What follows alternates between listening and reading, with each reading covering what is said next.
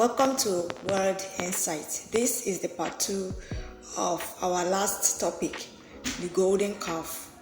And in that part, I said I was going to discuss 3 people that experienced the silence of God, but still, after a while, they still got to enjoy the testimony of God or the blessing that accompanied patience.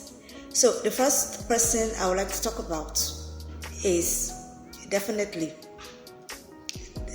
Job. Job, if you read, in fact, I love talking about that particular book. Why? Because it has the personal meaning to me, very, very special story to me. I could relate with it because a lot of what happened there also happened to me. So I always love referring to Job. It's my go-to book anytime I feel down. So in that book of Job, in the beginning, Job was a very righteous person, always very conscious of God. He was so righteous to the extent that he even took the responsibility of ensuring that his children were also kept righteous. That's how righteous he was. He was always very conscious about God. He didn't want God to, be angry with him for any reason. He was consciously working his righteousness to the extent that he would even make sacrifices for his children and be like, even if his children had offended God in any way, this is the sacrifice for it. That was how righteous he was. Consciously. It was not just about him alone. He was ensuring also that his children did not bring disrepute to God one way or another. So he had to ensure on his part that he fulfilled that righteousness to the core. So God was very, very delighted in him. That day, the devil was just passing by. It was God that actually called Satan and be like, have you seen my son?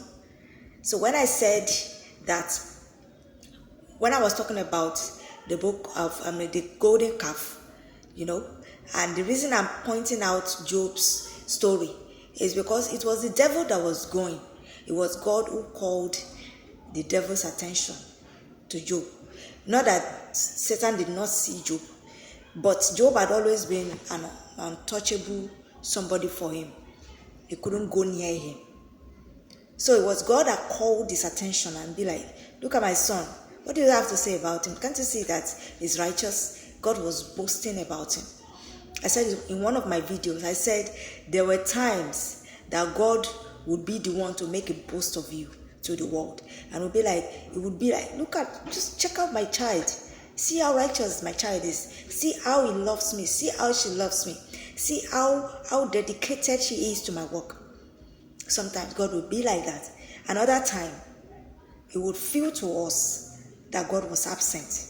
And we would be like, what is happening? This is what happened to Job. God was making a boast of him to Satan.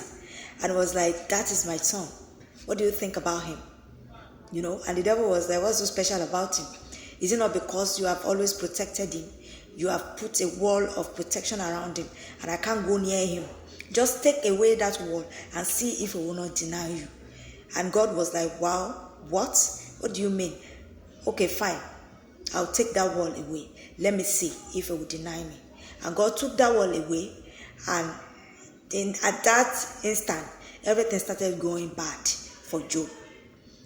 And he was calling God, and God did not answer him. And he was feeling lonely and was feeling dejected. And as if that was not enough, that everything was taken away from him in one day or maybe a year, I don't know. Perhaps it's a day, perhaps it's a year, who knows. But he shall lost everything. As if that wasn't enough. The next time the devil was, walking by, God still called him and be like, have you seen him?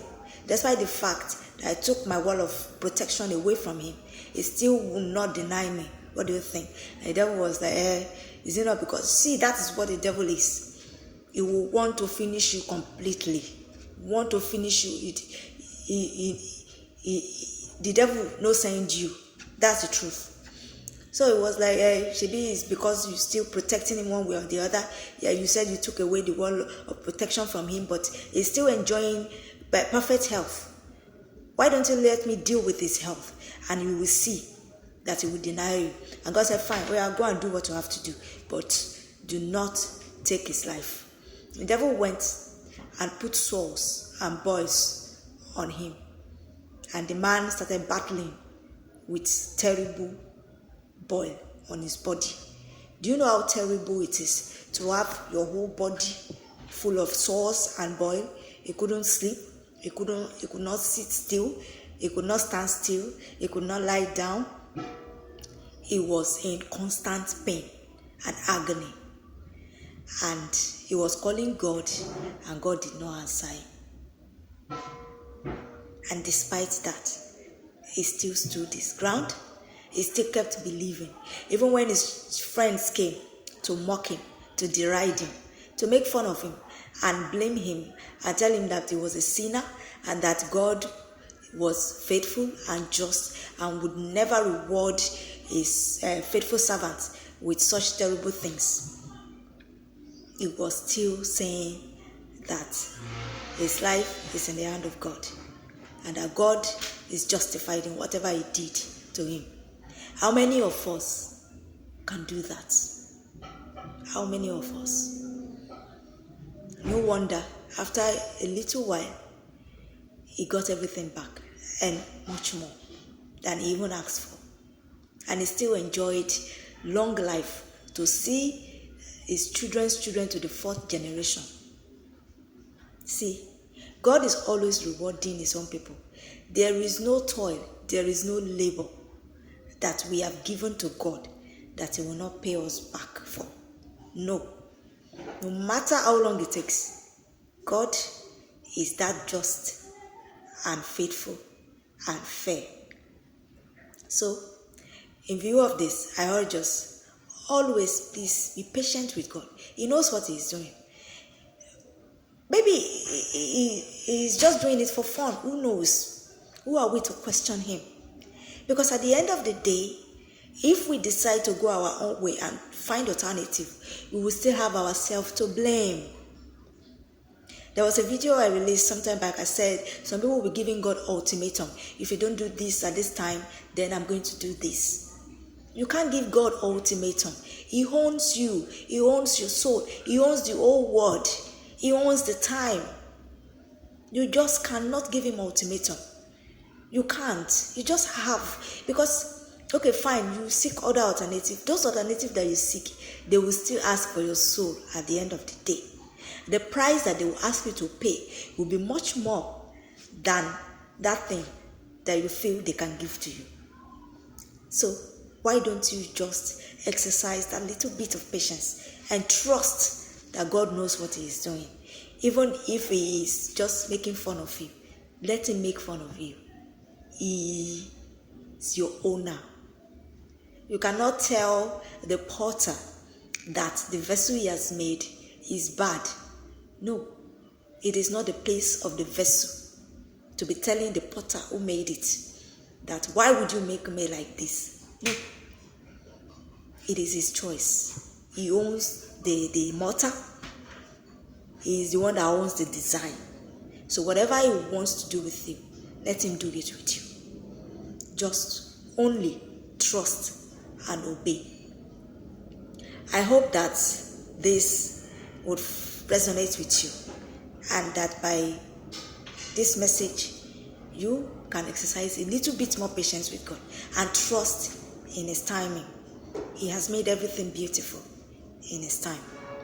I'll see you for the next character that also experienced the same thing in our next video. God bless you and have a nice day ahead. Bye.